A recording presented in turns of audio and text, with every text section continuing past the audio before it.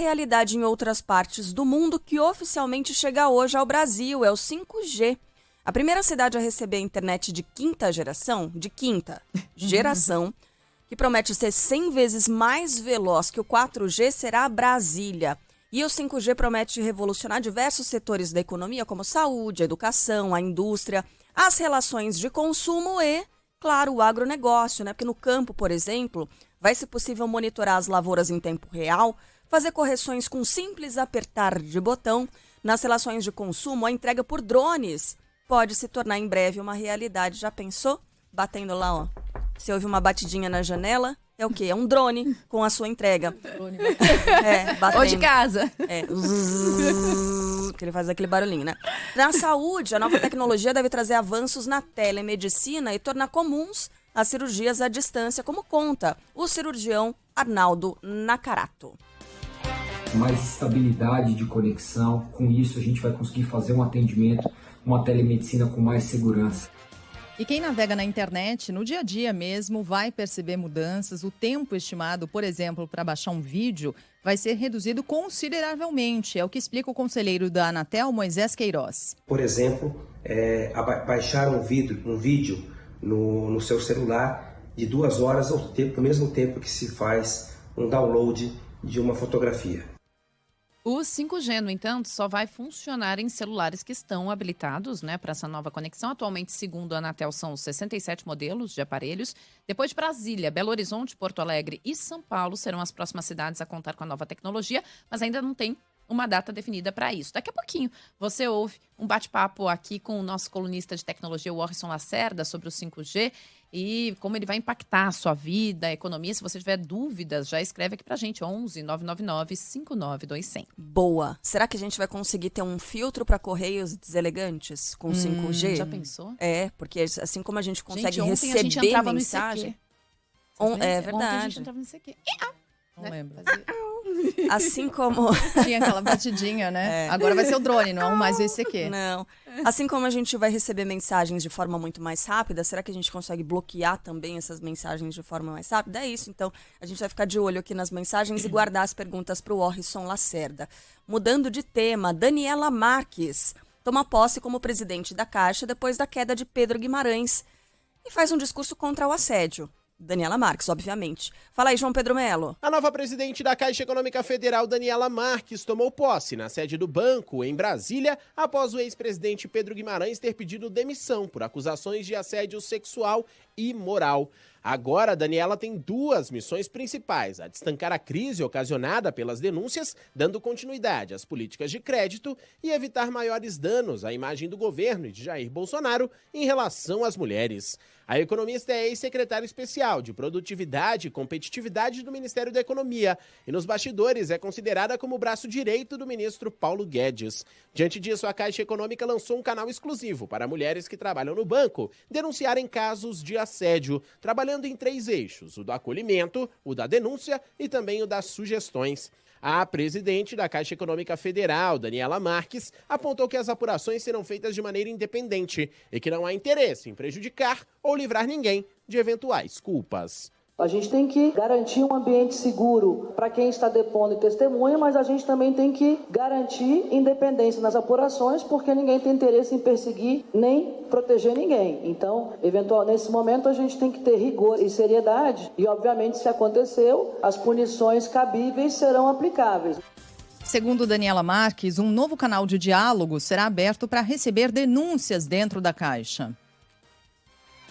Diálogo Seguro Caixa vai ser um canal de diálogo aberto exclusivamente para mulheres nos próximos 30 dias, diretamente comigo, aonde todas as mulheres, todas as empregadas da Caixa, são 35 mil mulheres, serão acolhidas, ouvidas e protegidas para que eu entenda um pouco e me aprofunde em cima dos indícios que estão sendo relatados. Ainda na cerimônia, Daniela Marques afirmou que deve afastar mais 26 pessoas que faziam parte do gabinete de Pedro Guimarães. Tanto o chefe de gabinete como 5 consultores estratégicos já foram afastados.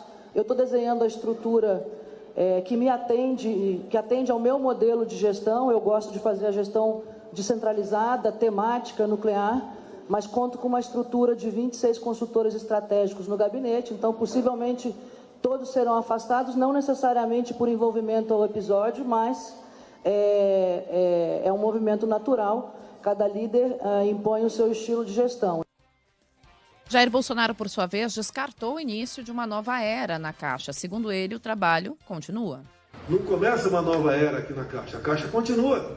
Tem agora uma presidente que é competente, que mostrou lá atrás o seu valor, que lutou, que se empenhou. É difícil a gente ver mulher na economia, é difícil. Cuidado, hein, Pauleta? Mas a Dani, o espaço da mulher é em qualquer lugar. Não precisa botar cota para a mulher, ela vai pelos seus próprios méritos. O ministro da Economia, Paulo Guedes, que indicou Daniela Marques, disse que as mulheres são a força secreta do governo e fez elogios. A Dani é uma guerreira brasileira, mulher, forte, competente, trabalhadora, guerreira, leal. A força secreta são as mulheres. As mulheres aqui, elas têm que serem protegidas do ponto de vista pessoal para adquirirem ou desenvolverem suas potencialidades no sentido profissional, no sentido pessoal. Algum comentário? Alguém? Não? Nada? Uma bancada totalmente feminina aqui, né, na apresentação do jornal como Band às vezes, News. Assim, as pessoas acham que estão fazendo um elogio, né, quando não estão fazendo um elogio. Né? Quando tá muito claro que é pior, reforça. Força secreta do governo. Não precisa de cota para mulher. Consigo entender muito bem, são discursos meio desconexos. Bom, a Caixa admite obras, voltando ao Pedro Guimarães, né? Porque as investigações elas ainda continuam. E agora a Caixa Econômica admite obras na mansão alugada pelo ex-presidente do banco, Pedro Guimarães, em Brasília, mas diz que o trabalho foi realizado por questões de segurança. Segundo o jornal Folha de São Paulo, as reformas foram feitas em julho de 2020 pela Como é que é? MIBM, obrigada, Pablo. MIBM Engenharia, responsável pela manutenção de prédios da instituição. Esses gastos somaram 50 mil reais.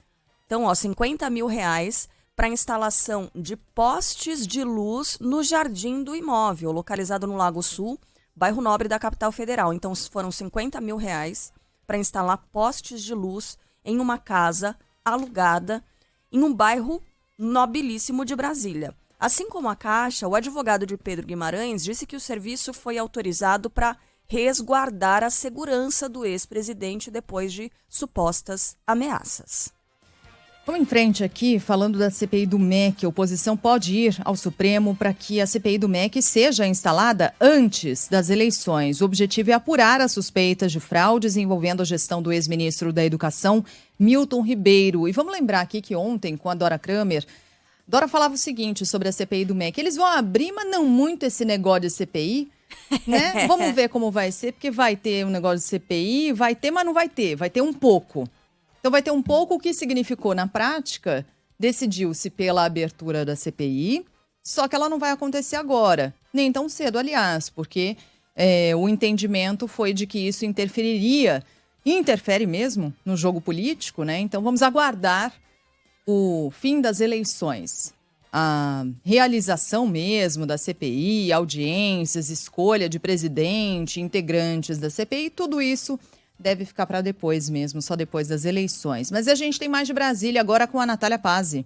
O presidente do Senado, Rodrigo Pacheco, promete ler o requerimento de instalação da CPI do MEC. Entretanto, Pacheco afirma que líderes partidários querem que a comissão comece a funcionar apenas depois das eleições. O entendimento de que deve ser instalado após o período eleitoral serve para o MEC, serve também para a Amazônia, serve para a CPI do narcotráfico. Todos esses fatos são igualmente importantes, todos esses fatos são igualmente urgentes. O que existe como instrumento nesse momento de investigação para o Senado é a compreensão de que, num período eleitoral, essa investigação pode estar prejudicada, sobretudo, pela impossibilidade da boa parte dos senadores poderem participar dessas comissões parlamentares de inquérito em razão desse momento. Segundo o senador Randolfo Rodrigues, há a possibilidade do assunto ser judicializado. Eu aguardarei até amanhã a leitura do requerimento para instalação da CPI do MEC. Caso não ocorra, não restará, lamentavelmente, à oposição outra alternativa, a não ser recorrer ao Supremo Tribunal Federal. No Supremo Tribunal Federal, a defesa de Milton Ribeiro pediu que seja anulado o inquérito que apura suspeitas de fraude no MEC e o envolvimento dos pastores Arilton Moura e Gilmar Santos na liberação de recursos do Fundo Nacional de Desenvolvimento da Educação. A alegação é de que as investigações se baseiam em gravação obtida de forma clandestina e de fonte anônima, aquela em que o ex-ministro fala em privilegiar amigos do pastor Gilmar a pedido de Jair Bolsonaro. O caso é relatado pela ministra Carmen Lúcia e não há prazo para que qualquer decisão seja tomada. Em audiência na Câmara, o atual ministro, Vitor Godoy, que foi secretário executivo na gestão anterior, afirmou que apenas Milton Ribeiro pode dizer o que aconteceu dentro do MEC. A relação com o ministro sempre foi de cordialidade, de respeito profissional. Espero que ele esclareça tudo o que aconteceu. Só ele, pode dizer o que aconteceu, porque como o meu secretário executivo aqui está do meu lado, ele não acompanha 10% das minhas agendas, porque ele tem as agendas dele. E era exatamente isso a forma como eu trabalhava com o ex-ministro Milton. Então, espero que ele esclareça tudo o que aconteceu, E sempre tive com ele uma relação muito profissional de cordialidade, nunca tendo ele me solicitado qualquer ato irregular, qualquer prática de ato irregular dentro do Ministério da Educação. Só uma observação importante aqui, A alegação da defesa é que a gravação foi obtida de forma clandestina, não é de que não houve encontro, não é de que não... Ou seja, o problema todo está na transmissão da mensagem. A gente ouviu isso várias vezes durante Lava Jato, várias alegações desse tipo, O problema é no mensageiro, é na transmissão da mensagem, não que a mensagem esteja equivocada. Não o conteúdo da mensagem. Não que a mensagem esteja equivocada. Então, é só reforçando que este é o argumento da defesa. O problema foi ter tornado público uma gravação que é verídica. E o Congresso derruba os vetos de Jair Bolsonaro a 2 leis de incentivo à cultura. Fala aí, Adriano Oliveira. O Congresso derruba os vetos do presidente Jair Bolsonaro e as leis Paulo Gustavo e Aldir Blanc que garantem ajuda financeira ao setor cultural. O primeiro projeto tem caráter emergencial e destina 3 bilhões e 860 milhões de reais para estados e municípios se recuperarem da crise causada pela pandemia desde 2020. No caso da Lei Aldir Blanc, o texto prevê repasses anuais de 3 bilhões de reais da União para estados e municípios por 5 anos, começando em 2023. Com a derrubada dos vetos, após adiamentos da votação e muita pressão da classe artística, as leis começam a vigorar. Outros temas importantes não entraram na pauta, como os vetos de Jair Bolsonaro, os despachos gratuitos de bagagem e a lei que previa compensação financeira aos estados pelas mudanças no ICMS. Vamos falar da PEC das bondades, PEC kamikaze, PEC dos benefícios, PEC coração de mãe. O relator dessa PEC na Câmara decide manter o texto aprovado pelo Senado. A proposta eleva o Auxílio Brasil de R$ 400 para R$ 600, dobra o valor do Vale Gás e cria um voucher de R$ 1.000 aos caminhoneiros, além de uma ajuda aos taxistas até o fim do ano. Fala aí, Rafael Procópio. O deputado Danilo Forte, do PSB do Ceará, fez a leitura do relatório dele sobre a chamada PEC das Bondades na Câmara dos Deputados nos primeiros minutos desta quarta-feira. A medida amplia o pagamento de diversos benefícios sociais, principalmente para 2022. O projeto de emenda à Constituição deve ser votado já nesta quinta-feira na Comissão Especial da Câmara dos Deputados. O texto aprovado no Senado não foi alterado. A ideia é dar rapidez ao trâmite da matéria e, consequentemente, aos pagamentos dos benefícios propostos. O texto libera mais de 41 bilhões de reais para ações do Executivo, como o aumento do Auxílio Brasil de R$ 400 para R$ 600 e o Auxílio Gás para R$ 120 a cada 2 meses até o fim deste ano. Também estão incluídos no projeto a criação de um vale diesel de R$ 1.000 para mais de 870 mil motoristas registrados no Cadastro Nacional da categoria, além de um auxílio de R$ 200 mensais para taxistas com documento de permissão para ajudar a custear os combustíveis. O governo federal tem pressa e tenta acelerar os trâmites da PEC antes do recesso do Congresso Nacional, marcado para sexta-feira que vem.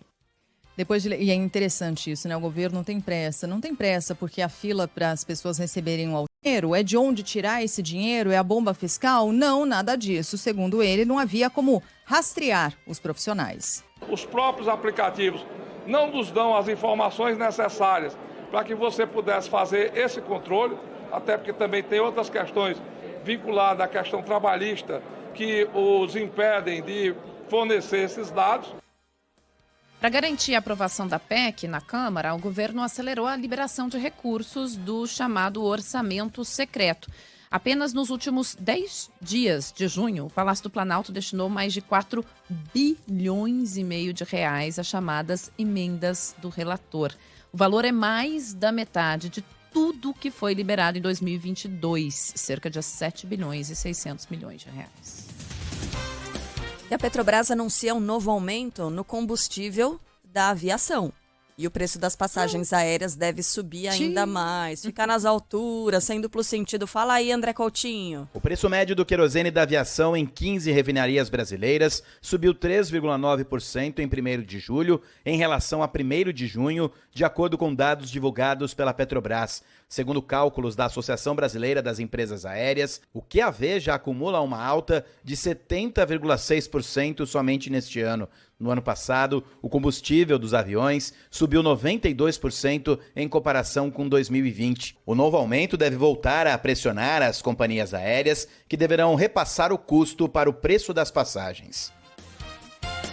Vamos falar agora sobre situação de emergência por causa das chuvas que atingem o Nordeste. Cresceu o número de cidades nessa situação, nessa condição. A Yumi Cuano nos atualiza.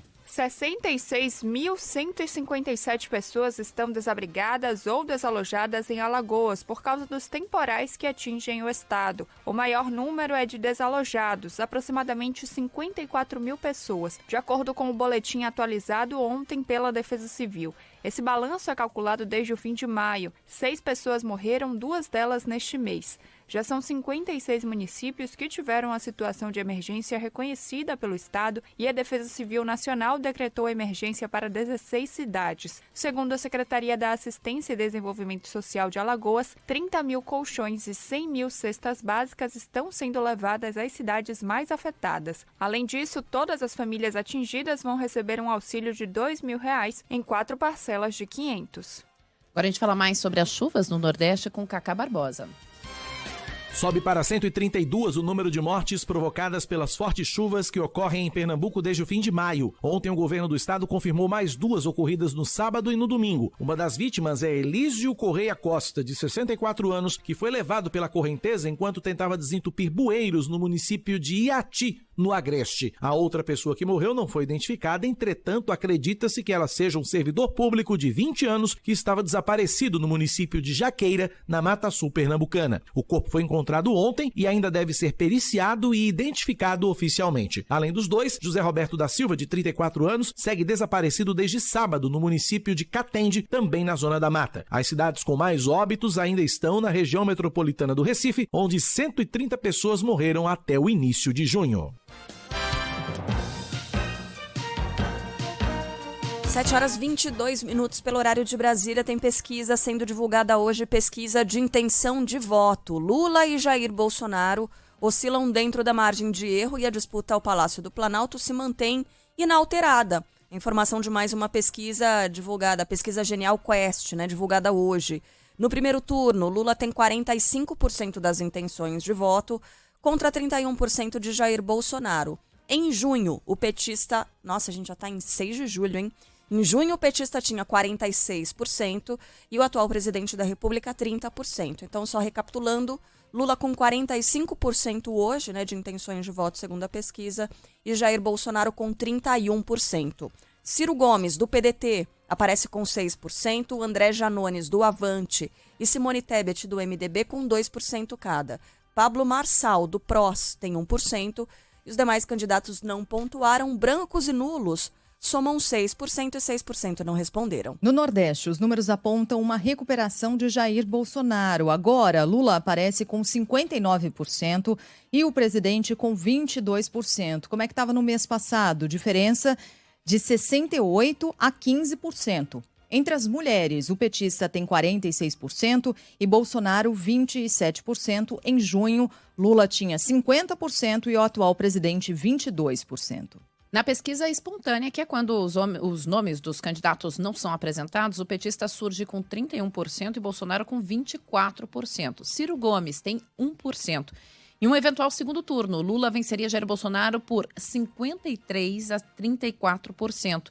A pesquisa ouviu 2.000 pessoas entre os dias 29 de junho e 2 de julho e a margem de erro é de 2 pontos percentuais para mais ou para menos.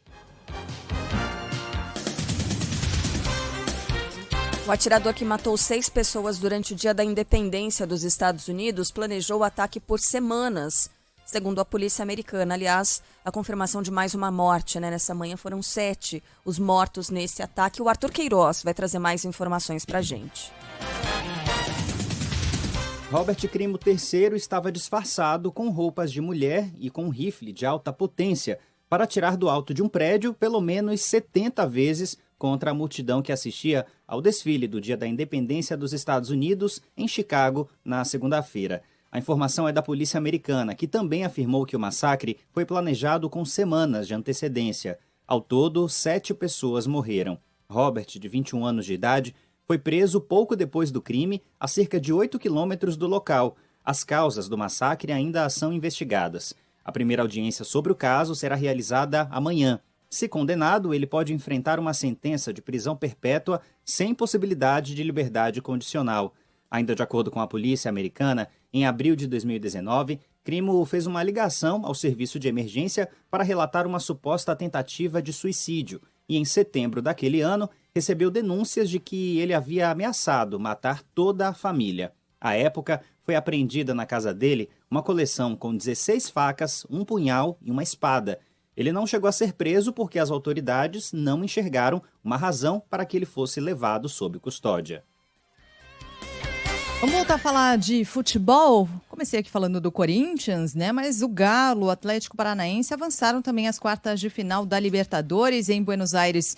O Timão venceu o Boca nos pênaltis e hoje tem mais. Fala aí, Maurício Ferreira. O Palmeiras e o Flamengo entram em campo hoje com a vantagem do empate para se juntarem a Corinthians, Atlético Paranaense e Atlético Mineiro nas quartas de final da Libertadores. O atual campeão da América recebe o Cerro Porteño no Allianz Parque às 7h15 da noite com transmissão da Band News FM após a vitória por 3-0 em Assunção na semana passada. Já o Flamengo, com o triunfo por 1-0 na Colômbia, enfrenta o Tolima no Maracanã às 9h30 da noite. Ontem os brasileiros tiveram 100% de aproveitamento. O Atlético Mineiro venceu o Emelec por 1-0 no Mineirão. O Atlético Paranaense empatou com o Libertad por 1-1 no Paraguai, resultado suficiente para levar a equipe do Felipão às quartas de final. E o Corinthians, com emoção, venceu o Boca Juniors nos pênaltis na Bombonera e volta a figurar entre os 8 melhores do torneio sul-americano pela primeira vez desde o título de 2012. E pela Sul-Americana, o Internacional bateu o Colo-Colo por 4-1 e se garantiu nas quartas de final. Fala, Yuri Queiroga. Mais 2 brasileiros entram em campo hoje pelas oitavas de final da Copa Sul-Americana. Às 7h15 da noite, o Ceará recebe o The Strongest da Bolívia no Castelão, em Fortaleza, precisando apenas do empate para passar, já que venceu na ida por 2-1. Às 9h30, na Vila Belmiro, o Santos tem pela frente o Deportivo Táchira da Venezuela e pode se classificar com uma vitória simples, já que a ida fora de casa terminou 1-1. Ontem, o Internacional conseguiu a famosa remontada e depois de sair atrás no placar, derrotou o Colo-Colo do Chile por 4-1. Na ida, o Colorado tinha perdido por 2-0 em Santiago. 7h27 pelo horário de Brasília. E não é que ele acertou mais uma? Ontem eu tava falando. A Sheila ficou feliz, deu um respiro quando ele falou. Gente, eu fiquei confiante quando o Milton Neves falou. Precisa nem ter. Corinthians nem deveria ter embarcado. O senhor persegue o Corinthians. Aí, rimos muito.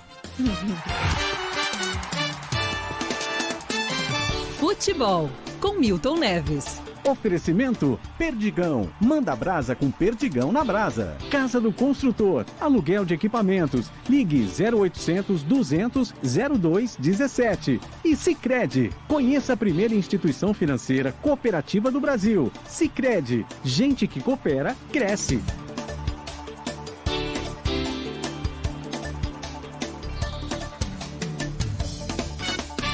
Milton Neves, você acertou mais um prognóstico, Milton Neves. Você não erra nunca. Bom dia. Olha, Carla de Gato, encontrei com você outro dia, no metrô, falou Corinthians vai se classificar. Eu falei, vai falar do Corinthians? O Corinthians está eliminado.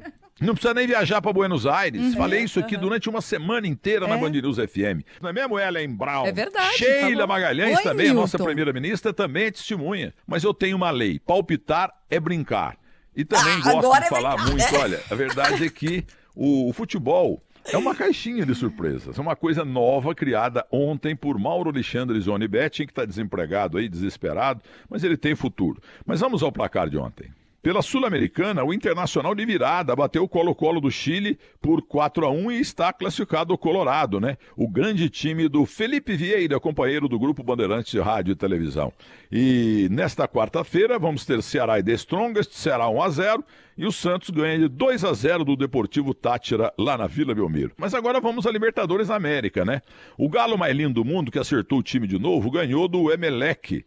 Galo classificado, 1-0 só. Mas realmente o Galo está voltando a ser o que foi durante o ano passado, em que ganhou tudo. E o Boca e o Corinthians empataram 0-0, o Timão passou nos pênaltis, 6-5, porque o Cássio é muito grande. Goleiro, a FIFA tinha que limitar a altura do goleiro. O Cássio tem 3 metros, entendeu? Então ele inibe o cobrador. E ele é feio, né? Bonito de bola, cabeludo, parece um Apache, né? E, no entanto, o cara foi herói de novo, mais uma vez. Maior goleiro da história do Corinthians. E olha, durante a cobrança de pênaltis, 2 vezes o Boca estava na frente. Mas aí o Benedetto, que enterrou o time do Boca, perdeu 2 pênaltis, um durante o jogo, outro na decisão de pênaltis, né? E perdeu um gol no 0-0 também, aliás, terminou 0-0, né? Quando ele tinha o gol inteirinho para ele, ele chutou lá na rua. Um grande abraço e até amanhã.